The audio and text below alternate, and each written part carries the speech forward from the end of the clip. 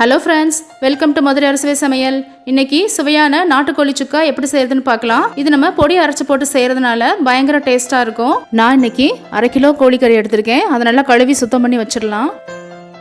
இப்போ இதில் தேவையான அளவு உப்பு, 1 டேபிள் ஸ்பூன் இஞ்சி பூண்டு விழுது,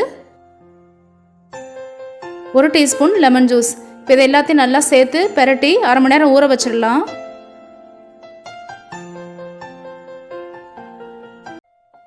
இதுக்கிடையில் நம்ம பொடி பண்ண தேவையான ஜாமானை வறுத்து எடுத்துக்கலாம். அடுப்பில் ஒரு கடாயை வச்சுட்டு 2 டேபிள் ஸ்பூன் மல்லி, 1 டேபிள் ஸ்பூன் சீரகம், 1 டேபிள் ஸ்பூன் சோம்பு, 1 டேபிள் ஸ்பூன் மிளகு, 1 டேபிள் ஸ்பூன் கசகசா. இப்போ இது எல்லாத்தையும் நம்ம கைவிடாமல் வறுக்கணும். அடுப்பை சிம்மில் வச்சுக்கோங்க. கருகிராமல் நல்லா வறுத்து எடுத்து வச்சுக்கோங்க. நல்லா வாசம் வர வரைக்கும் வறுத்து எடுத்துக்கலாம். இதை இப்போ ஒரு தட்டில் கொட்டி ஆற வச்சுருங்க. ஆறவும் மிக்சி ஜாரில் பொடி பண்ணி எடுத்துக்கலாம். ரொம்ப நைஸாக பொடி பண்ணிடாமல் மீடியமாக பொடி பண்ணி எடுத்துக்கணும். இப்போ அடுப்பில் ஒரு குக்கரை வச்சு நம்ம ஊற வச்ச கோழிக்கறியை வேக வச்சு எடுத்துக்கலாம். தேவையான அளவு தண்ணி ஊற்றிக்கலாம். குக்கரில் வெயிட் போட்டுட்டு ஒரு விசில் அடிக்கவும் அடுப்பை சிம்மில் வச்சுருங்க. ஒரு 10 நிமிஷத்துலேருந்து 15 நிமிஷம் வரைக்கும் நாட்டுக்கோழி வேக டைம் எடுக்கும். அதுக்கு பிறகு நம்ம அடுப்பை ஆஃப் பண்ணிடலாம். 15 நிமிஷம் கழித்து ஸ்டீம் அடங்கும் நம்ம குக்கரை திறந்து பார்க்கலாம். கோழிக்கறி இப்போ நல்லா வெந்துருச்சு.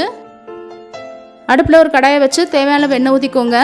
எண்ணெய் காஞ்ச உடனே 1 டீஸ்பூன் சோம்பு செவந்த உடனே 1 பெரிய வெங்காயம் பொடியாக கட் பண்ணி போட்டிருக்கேன். கருவேப்பிலை கொஞ்சம் போட்டுக்கலாம். வெங்காயம் நல்லா வதங்கவும் நம்ம வேக வச்ச கோழிக்கறியை சேர்த்துக்கலாம். இப்போது 2 டேபிள் ஸ்பூன் நம்ம வறுத்து அரைச்ச பொடி, 1 டேபிள் ஸ்பூன் மிளகாய் பொடி. இப்போ இது எல்லாத்தையும் நல்லா சேர்த்து மிக்ஸ் பண்ணிடுங்க. இப்போ கொஞ்சமாக தண்ணி ஊற்றி இது பச்சை வாசனை போகிறதுக்கு நம்ம சிம்மில் வச்சிடலாம் அடுப்பை. இப்போ இதை மூடி வச்சுருங்க. இது ஒரு 5 நிமிஷம் சிம்லேயே இருக்கட்டும்.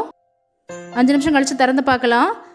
இப்போ கோழிக்கறி பச்சை வாசனை போய் அந்த பொடி சேர்த்ததுனால அதோட வாசனை நல்லா அருமையாக இருக்குது. இப்போ நாட்டுக்கோழி சுக்கா ரெடி ஆயிடுச்சு. ஃப்ரெண்ட்ஸ், இந்த வீடியோ பிடிச்சிருந்தா லைக் பண்ணி ஷேர் பண்ணி கமெண்ட் பண்ணுங்கள். மறக்காமல் சப்ஸ்கிரைப் பண்ணுங்கள். பக்கத்தில் இருக்க பெல் ஐக்கானை கிளிக் பண்ணுங்கள். அப்போ தான் அடுத்தடுத்து நான் போடுற வீடியோ உங்களுக்கு ரீச் ஆகும். Thank you friends.